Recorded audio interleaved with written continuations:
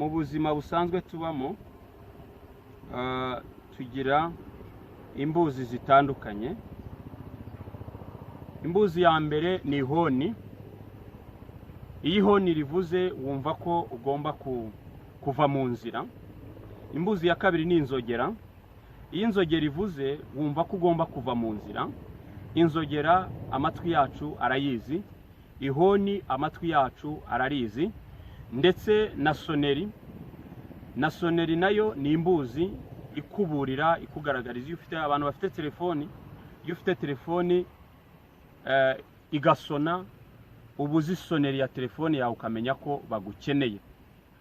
Abagiriwe amahirwe yo kuba mu nzu zifite amasoneri ku bipangu, ku maporutaye, iyo basonye soneri ikasona mu gipangu, umenya neza ko hari umushyitsi uri ku irembo.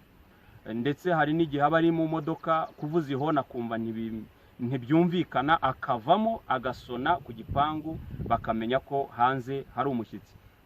Izo ni imbuzi zivuga. Hari n'imbuzi z'ibyapa mu muhanda. Iyo ugenda mu muhanda utwaye ikinyabiziga, hari icyapa ugeraho kikakubwira ngo ndakuburira gucaha, ndakubwira kugenda gake, umuvuduko wa 60, umuvuduko wa 40, ukamenya ko iki ari icyapa kikuburira kugabanya umuvuduko, cyangwa se kikwereka ko hano hatanyurwa. Iki ni icyapa kibuza ko aho ngaho hanyurwa. Iyo nayo ni imbuzi. Ibyo ni ibyapa byo mu muhanda. Imbuzi tugiye kuvugaho ni imbuzi iburira abantu mu buryo bw'umwuka. Twasomye ijambo rivuga ngo Yesu ageze kwa Lazaro, arangije arangurura ijwi aravuga ngo Lazaro sohoka, Lazaro sohoka. Lazaro yari yapfuye, ariko asigarana amatwi yumva, yumva guhamagarwa. Lazaro abaho arapfa, iminsi ne yari irangiye, ariko Yesu ahageze yari yasigaranye amatwi yumva. Rero icyo nshaka kuvugaho uyu munsi muri iki kiganiro tugiranye mu bantu badukurikiye, ni ugupfa ariko ugasigarana amatwi yumva. Ni ukujya mu byawe iby'Imana ukabitera umugongo, ariko ugasigarana amatwi yumva. Ukagwa iby'Imana ukumva ntabwo bikibirimo. Hari abantu bahuye n'ibibazo, bakora gisida, bacika amaguru, arangije babibyihebe. Hari abantu bagize ingo bavuganye n'Imana, Imana ikababwira ngo uyu niyo mugabo wawe, undi ikamubwira ngo uyu ni umugore wawe, rejo akagura divorce, ubwo ngubwo akaba yarabivuyemo, yahindutse indaya, yahindutse umunywanzoga, umusinzi. Uwo nguwo kumubwiriza biragoye. Ngubu kugira ngo umubwire ntago yumva. Kubera iki? Amatwi yagize gute? Yarapfuye. Amatwi yarapfuye. Rero icyo nshaka kuvugaho ni ugupfa ariko ugasigarana amatwi yumva. Mwene data unkurikiye, ibyo ujyamo byose genzura neza ko ufite amatwi yumva. Amen. Genzura neza ko amatwi yawe acyumva ijambo ry'Imana. Hari igihe Imana igendana nawe, igahagarana nawe, bikaba ngombwa ko itakigusura mu nzozi. Imana ivugana n'abantu mu nzozi, Imana ivugana n'abantu mu iyerekwa, Imana ivugana n'abantu mu buhanuzi. Ariko uyu munsi wa none Imana ishaka kugusura mu musazi ugendera mu muhanda. Imana ishaka kubonera ibimenyetso ku nyoni, Imana ishaka kubonera ibimenyetso mu ruzi rutemba. Ariko kubera wapfuye amatwi yumva utayafite, ntabwo uri kumenya imbuzi kuburira ahantu uhagaze ahari, imbuzi kuburira icyo Imana igushakaho uyu munsi wa none. Genzura rero amatwi yawe, itegereze neza amatwi yawe. Niba amatwi yawe acyumva ijwi ry'Imana, niba amatwi yawe agitega amatwi imbuzi ikuburira ahantu uhagaze kari habi, uveyo. Kubwiriza umuntu wamenye, wasobanukiwe, ariko yaraguye, akaba yarigeze kumenya, biragora. Ni nko gukangura wishinjirije, ni ukukubwira ibyo wigeze kujyamo, nyamara ukabona nta musaruro wabikuyemo. Ariko suko Imana yagukuyeho amaboko, ahubwo Imana iragushaka kugira ngo yongere ivugane nawe. Nta kintu n'iki na kimwe kiba gitunguye Imana. Ishuri wanyuzemo Imana ishaka kuri gukuramo, ariko ibyo wirengagije. Umenye ko Ananiya na Safira basanga Petero akababaza ngo mbese ibiguzi mwagurishije umurima ni ibi ngibi, rero ngo ni ibyo ngibyo ngo twagurishije umurima. Arangije kubera ko amubeshye agwa aho ngaho. Umugore nawe araza arongera nawe aramaze ati mbese ibiguzi mwagurishije umurima ni ibi ngibi, ati ni ibyo ngibyo rwose, ati uko umugabo wanjye yakubwiye nuko nguko ntacyo nongeraho. Ati wowe ntabwo uhita upfa nk'uko umugabo wawe yapfuye, ahubwo urapfa wumva ibirenge bivuye gushyingura umugabo wawe. Rero hari ugupfa wumva ariko Imana yashyizeho iherezo ku buzima bwawe, nukuvuga ngo waciriweho iteka kubera ko ibintu ukoze urabizi, ibintu ukoze urabyumva, nta yindi nteguza, nta yindi ntabaza. Ni ukuvuga ngo iyo uguye waramenye iby'Imana, biba ari akaga gakomeye, biba ari akaga gakomeye. Gupfa waramenye, warasenze, warahanuye, uzi yerekwa icyo ari cyo, uzi uko umuntu atangira yerekwa, ni ikintu gikomeye. Uwo muntu afite akaga gakomeye.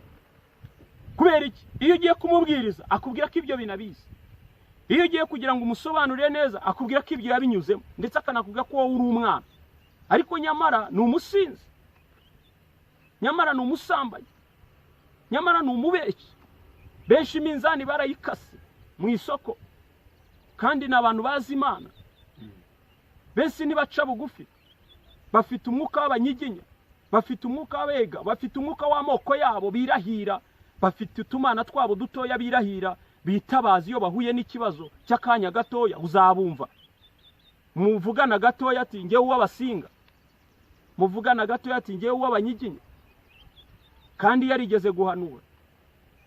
Rero genzura amatwi yawe niba cyumva ijwi ry'Imana, niba cyumva imbuzi y'Imana.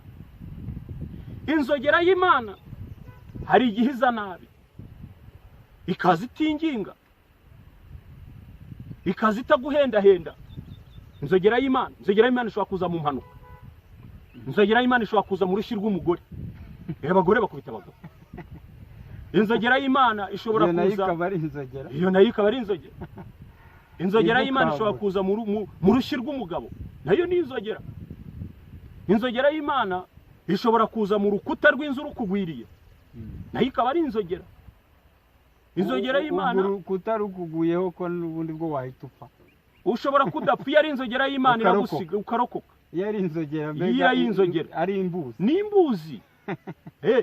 Ni imbuzi kuburira. Inzogera y'Imana iza mu buryo butandukanye.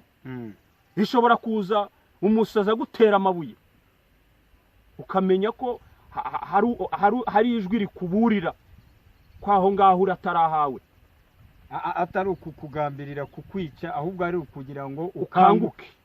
Ariko ikibazo abantu ntabwo bari gusobanukirwa, ntabwo wasanga abantu Imana irimo inababurira, ariko ugasanga abantu ntibumva, kubera bapfuye